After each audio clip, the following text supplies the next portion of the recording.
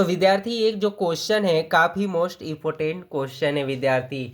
और ये आपको पता होना चाहिए विद्यार्थी कि प्रत्येक वर्ष 2 साल 3 साल या 5 साल के पीछे का ही एग्जाम का वो निश्चित क्वेश्चन आता है। तो यह विद्यार्थी जो क्वेश्चन है क्वेश्चन बैंक से ही लिया गया है जो 2014 का है। तो पहला जो क्वेश्चन है विद्यार्थी, द्विघात समीकरण √3x² + 8x + 4√3 = 0 के मूलों का योगफल और गुणनफल ज्ञात करें। यानी इनका योगफल और गुणनफल निकालना है द्विघात समीकरण का। तो विद्यार्थी हमें मूलों का योगफल और मूलों का गुणनफल पता होना चाहिए। तो चलिए हम लोग लिखते हैं विद्यार्थी। तो सबसे पहले यहाँ लिखेंगे विद्यार्थी, हल लिख लेना है। तो लिखेंगे मूलों का योगफल, मूलों का योगफल। तो मूलों का योगफल जो होता है विद्यार्थी -b/a। तो देखिए सबसे पहले यहाँ थोड़ा सा मैं बता दूं विद्यार्थी, ध्यान में रखना, क्योंकि जो द्विघात समीकरण होते हैं ax² + bx + c = 0। तो यहाँ a की वैल्यू घात 2 से होती है और b की वैल्यू घात 1 से और c की वैल्यू संख्या होती है। तो विद्यार्थी b का मान जो है, देखिए पावर 1 वाला है, तो b का मान जो है 8 और +a का मान जो है √3, यानी योगफल जो है -8/√3। चलिए नेक्स्ट क्वेश्चन है विद्यार्थी इसी का, मूलों का गुणनफल। तो मूलों का गुणनफल जो होता है c/a। तो देखिए c संख्या होता है, याद रखिए ट्रिक को। c मीन्स संख्या, b का मतलब घातांक 1 वाला होते हैं वैल्यू, और a की वैल्यू घातांक 2 वाली होती है, घात 2 वाली या पावर 2 वाला, ठीक है। तो c यानी संख्या, तो c की वैल्यू देखिए 4√3 और a की वैल्यू जो है √3, तो कट हो गए वैल्यू, ये 4 आ गए। तो देख रहे विद्यार्थी, तो हम लोग लिखेंगे इस तरह, इसलिए मूलों का योगफल जो आ गया -8/√3 और मूलों का जो गुणनफल हुआ 4। ये आंसर हो गए विद्यार्थी। तो दूसरा जो क्वेश्चन है विद्यार्थी, एक ABC एक समद्विबाहु त्रिभुज है जिसमें AC बराबर BC है, यानी दो भुजा जो है बराबर है। तो हमें पता है विद्यार्थी कि समद्विबाहु त्रिभुज का मतलब दो भुजा आपस में बराबर हो।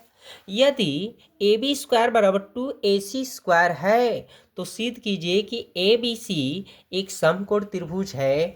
तो सबसे पहले हम लोग हल करेंगे विद्यार्थी, लिखेंगे दिया है, बताइए दिया क्या है विद्यार्थी। तो दिया है एक समद्विबाहु त्रिभुज, एक समद्विबाहु त्रिभुज। तो समद्विबाहु त्रिभुज का नाम क्या है, ABC। जो दो भुजा आपस में क्या है, बराबर है, यानी AC = BC। और आपके पास और दे चुका है विद्यार्थी, कह रहा है कि AB² का जो मान है AC² यानी 2AC² है। तो सिद्ध करना है कि एक समकोण त्रिभुज है कि नहीं, ठीक है। तो चलिए सबसे पहले एक समद्विबाहु आकृति हम लोग बना लेते हैं। तो सभी को पता है विद्यार्थी, जिसकी दो भुजा आपस में बराबर हो उसे समद्विबाहु कहेंगे। तो देखिए ये कण हो गए, ध्यान देना थोड़ा ट्रिक को, ये कण होते हैं और ये जो होते हैं आधार होते हैं और ये लंब। तो देखिए दो भुजा आपस में बराबर, यानी दो भुजा ये आपस में बराबर हो सकती है, ये नहीं, ध्यान रखना विद्यार्थी, क्योंकि कण बड़ा होते हैं। तो AC BC यानी ऐसा लिखिए कि AC और BC ये भुजा हो जाए। तो यहाँ C लिखेंगे विद्यार्थी, इसके बाद यहाँ A, इसके बाद B। देखिए ABC यानी AC भुजा हो गई और BC, दोनों भुजा आपस में क्या हो गई, बराबर। तो विद्यार्थी यहाँ पर लिखेंगे त्रिभुज ABC में कोण जो है C, यहाँ पे क्या है विद्यार्थी, समकोण है। लिखेंगे पाइथागोरस प्रमेय द्वारा, पाइथागोरस प्रमेय द्वारा, ठीक है।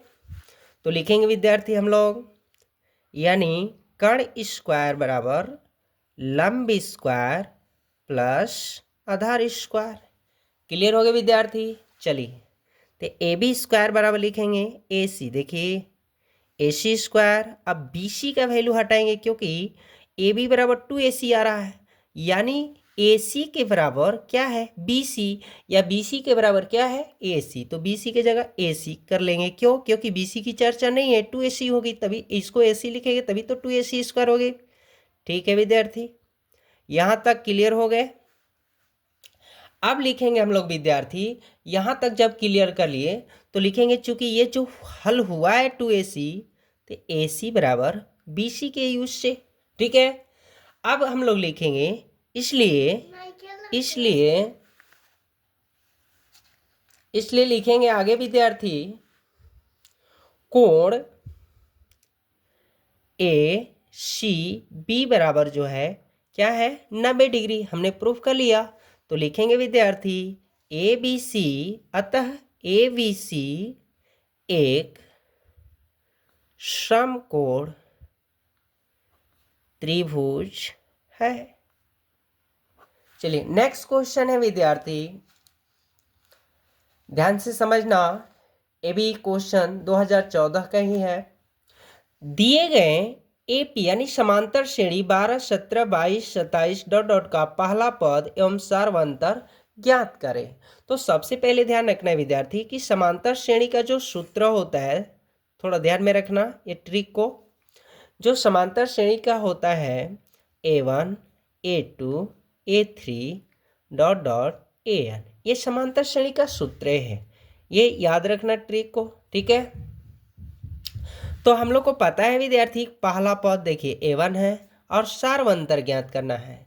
तो सबसे पहले प्रथम पद यानी पहला पद हमें पता होना चाहिए विद्यार्थी। तो पहला पद जो होता है A1 से होता है, जो यह हमेशा ध्यान में रखना है, शुरू में होता है। और सार्वंतर का वैल्यू D से होता है। सार्वंतर की वैल्यू जो होती है विद्यार्थी D से होती है, जिसका सूत्र होता है A2 माइनस A1, ध्यान रखना है, या A3 माइनस A2 या A4 माइनस A3। तो चलिए अब यहाँ पे हम हल कर लेते हैं, यहाँ समझाने के लिए किए हैं विद्यार्थी। तो हल में लिखेंगे विद्यार्थी, समांतर श्रेणी जो दिया है उसका थोड़ा चर्चा कर लेंगे, हम लोग लिख लेंगे। चलिए पहला पद तो ए से ज्ञात होते हैं, जो A1 का वैल्यू मार्ग ए से ही होता है, ध्यान रखना। तो ए जो है 12 हो गई और सार्वंतर कह रहा है विद्यार्थी,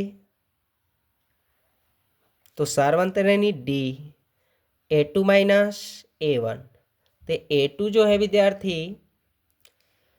17 और A1 हो गए 12, तो इसका वैल्यू जो हो गए 5।